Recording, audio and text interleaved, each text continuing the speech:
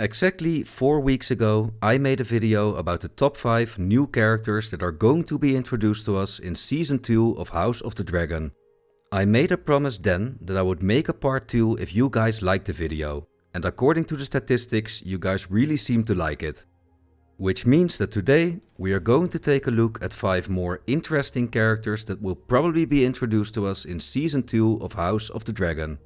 If you haven't seen part 1 and want to watch it first, the link is in the description.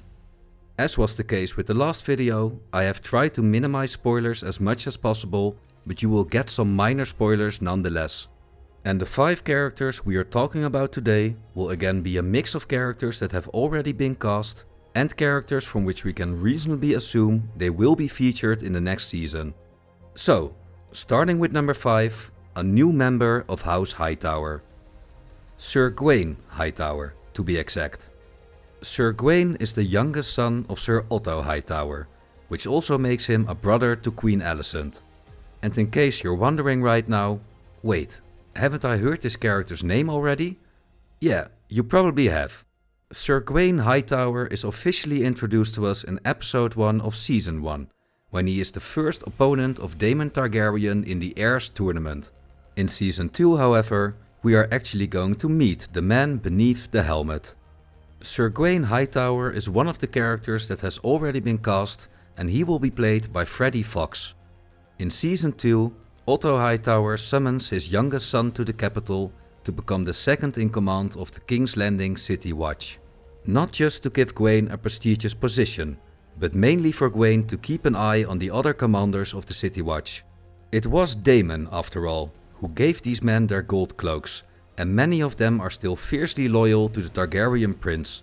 Sir Gawain Hightower may show us in season 2 where their loyalties really lie. For the number 4 on this list we have 2 characters, and those are the last 2 remaining dragon seeds. In the last video we already mentioned Nettles, and as said before, I am convinced that Adam Velarion's character has been cut from the show altogether and will be replaced by the still alive Laenor, which leaves 2 dragon seeds to fill out the group. The last 2 dragon seeds who successfully bind a dragon to them are Ulf the White and Hugh Hammer. Ulf is a man-at-arms at Dragonstone, called the White because of his white hair. He is also known for his excessive drinking. Hugh is a blacksmith's bastard, a tall and huge man. He is strong enough to twist steel bars with his bare hands, and wields a warhammer in battle, hence his epithet of Hammer. At the start of the Civil War, the Blacks call on the lowborn population of Dragonstone, many of whom have a drop of Valyrian blood in their veins, to come forward and claim one of the unbound dragons for their own. Ulf successfully claims Silverwing, the dragon that once belonged to Queen Alysanne. Hugh successfully claims Vermithor, who once belonged to the old king Jaehaerys. Vermithor is the dragon that Daemon sings to in the Dragonmont, and he is the largest Targaryen dragon after Vhagar. With Nettles, Ulf, Hugh and Laenor/Adam to bolster their ranks, Rhaenyra and the Blacks are ready to truly start the fight for the Iron Throne. The number 3 on this list is maybe a bit more far-fetched, but I really hope he makes it into the series because he's such an interesting character. It's Mushroom. Mushroom was the court fool at the Red Keep during the Dance of the Dragons. In medieval European history, monarchs often had a fool at court to entertain them. This was also the case in Game of Thrones, but most fools, most importantly Moonboy and Patchface, both belonging to House Baratheon, never made it into the television adaptation. The only example we have seen is Sir Dantas Hollard, who is made a fool after he shows up drunk for the tourney of Joffrey's name day. Mushroom is a dwarf, who is believed to be a lackwit by the nobles at court.